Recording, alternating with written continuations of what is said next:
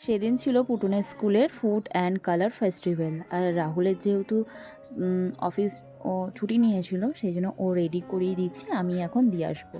তার আগে পুটুন কি বলছে সেটা তোমরা শোনো।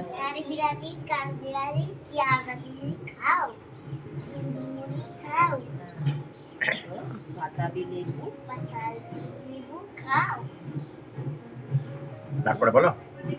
ভিডিও করতে দেখে পুটুন বলছে আমি একটা কবিতা বলবো, লাস্টে ভুলেও গেছে।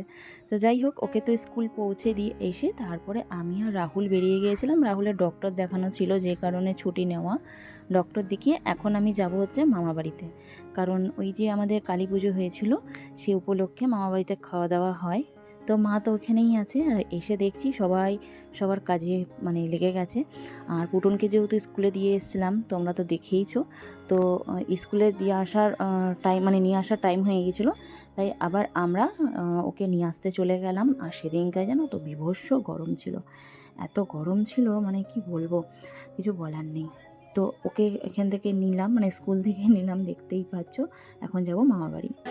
স্কুলে এসেছিস তো সবাই দেখুক। খালি গায়ে ব্লগ। তো তুমি খালি গায়ে পড়ে বসে রয়েছো, সেটা ব্লগারের দোষ।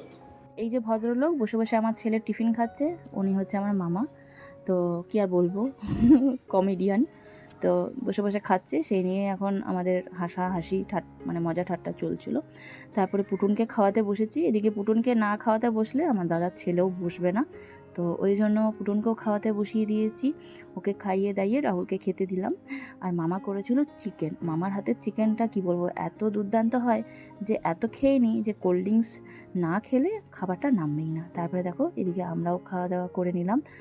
আর খেতে বসে আমাদের অনেক রকমের কথা হয় আর অনেক হাসাহাসি হয়। আর তারপরে চলে এসেছিলাম বাড়ি। আর বাড়িতে এসে অনেক দিন পর পুটুনের গিয়েছিল মৌপিপির বাড়িতে, আর কি করছে দেখো। তো ভিডিওটা এত অবধি।